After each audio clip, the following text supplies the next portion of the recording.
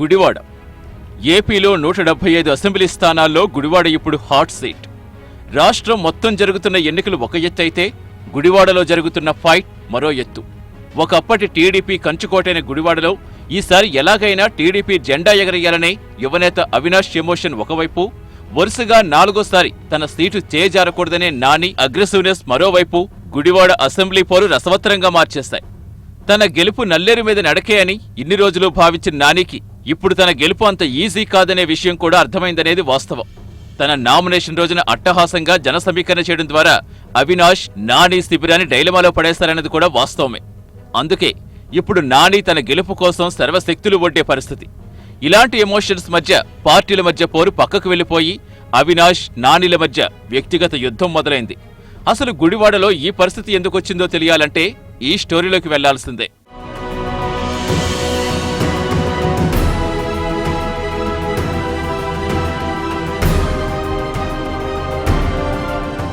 గుడివాడ సీటుపై ఇంతటి hype create అవడానికి కారణం నిన్నటిదాకా అక్కడ సిట్టింగ్ ఎమ్మెల్యేగా ఉన్న కొడాలి వెంకటేశ్వరరావు.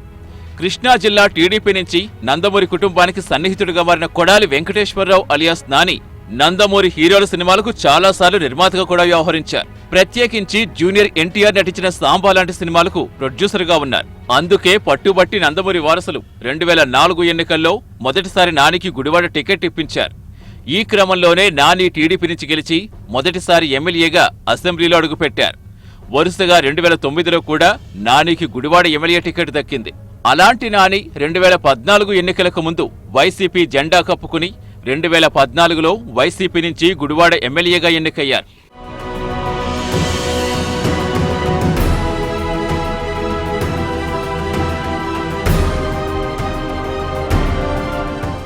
కొడాలి నాని వైసీపీలో చేరిందాక ఒక ఎత్తైతే వైసీపీలో చేరాక మరో ఎత్తు. వైసీపీలో చేరినప్పటి నుంచి నాని టీడీపీకి, ఆ పార్టీ అధినేత చంద్రబాబుకు కొరకరాని కొయ్యగా మారారు. అసలు చంద్రబాబును విమర్శించాలంటే ముందు నానిని పెట్టి జగన్ టార్గెట్ చేయించిన సందర్భాలు చాలానే ఉన్నాయి. అటు అసెంబ్లీలో ఇటు బయట టీడీపీని ఇరుకుని పెట్టేందుకు కూడా అవకాశం ఉన్నప్పుడల్లా నాని ప్రయత్నించేవారు. అసలు చంద్రబాబు పేరెత్తితేనే నాని ఒంటికాలిపై లేచేవారంటే అతిశయోక్తి కాదు. నందమూరి కుటుంబం అంటే ఉన్న అభిమానాన్ని నాని ఇలా తీర్చుకుంటున్నారని చర్చ నడిచిన సందర్భాలు కూడా ఉన్నాయి.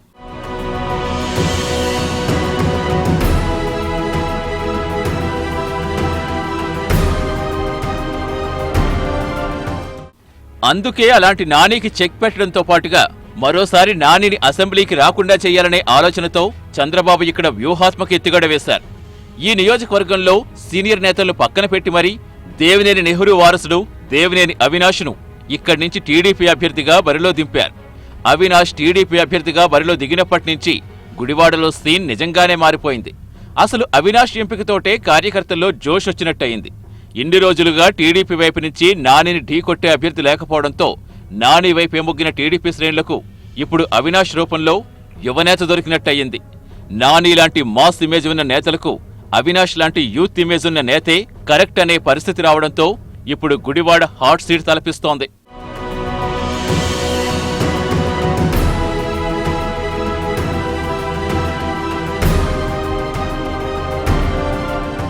నిజానికి నానికి గుడివాడలో ఇన్ని రోజులుగా హెల్ప్ అయిన అంశం స్థానిక టీడీపీ నేతల్లో ఉన్న విభేదాలు.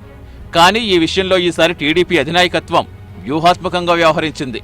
సీనియర్ నేతలు రావి వెంకటేశ్వరరావు, యలవర్తి శ్రీనివాసరావు, పిన్నమనేని వెంకటేశ్వరరావుల మధ్య ఆధిపత్య పోరు పక్కన పెట్టి అవినాష్కు సహకరించేలా చంద్రబాబు వాళ్లను ముందు నుంచే బుజ్జగించిన తీరు స్థానిక పార్టీ క్యాడర్లో జోష్ తెచ్చింది. వీళ్లు ముగ్గురు ఇప్పుడు అవినాష్కు 3 వైపుల నుంచి అండగా నిలబడ్డారు. అవినాష్ నామినేషన్ సందర్భంగా రాష్ట్రంలో ఏ అభ్యర్థికి రానంత జనం రావటం, ఈ ముగ్గురు నేతలు కలిసికట్టుగా అవినాష్తో కలిసి ఒకే వేదికపై కనిపించడం లాంటివి నిజంగానే వైసీపీ శిబిరాన్ని ఆలోచనలో పడేస్తాయి.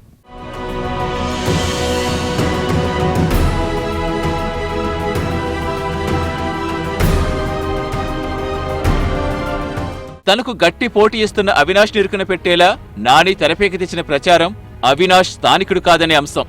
అయితే ఈ విషయంలో కూడా అవినాష్ దూకుడు చూపించారు. స్థానికంగా ఉన్న సత్యనారాయణపురంలో ఇల్లు తీసుకుని తాను స్థానికుడిని అని చెప్పే ప్రయత్నం చేస్తున్నారు.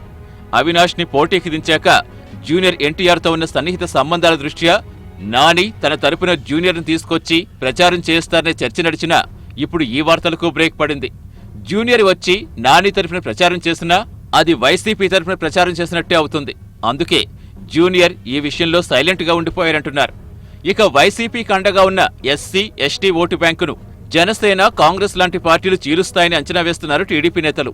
మరోవైపు వైసీపీ తరపున నాని ఒక్కడే ప్రచారం చేసుకుంటుంటే అవినాష్ తరపున మొత్తం టీడీపీ సీనియర్లంతా రంగంలోకి దిగారు.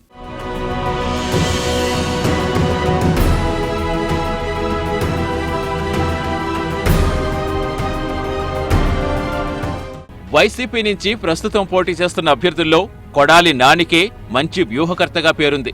టీడీపీ కంచుకోటైన గుడివాడపై పలుసార్లు వైసీపీ జెండా ఎగరేసిన అనుభవం కూడా ఉంది. అవినాష్తో పోలిస్తే ఈ విషయంలో ఎటు చూసినా కొడాలి నాని సీనియరే. కానీ ఇదే సమయంలో కొడాలి మాస్ ఇమేజ్, ఆయన అగ్రెసివ్నెస్ కు ధీటుగా అవినాష్కు మాస్ అపీరెన్స్, యూత్ లీడర్గా ఎమోషన్స్ ఉన్నాయి. అందుకే ఇప్పుడు గుడివాడలో పార్టీ జెండాలు పక్కకు పోయాయి. గుడివాడ పోరు అవినాష్, నానిల మధ్య వ్యక్తిగత యుద్ధంగా మారింది. ఇలాంటి పరిస్థితుల్లో గుడివాడ సీటు ముందు ముందు ఇంకెన్ని సంచలనాలు నమోదు చేస్తోందో అన్న అంశం ఉత్కంఠ కలిగిస్తోంది.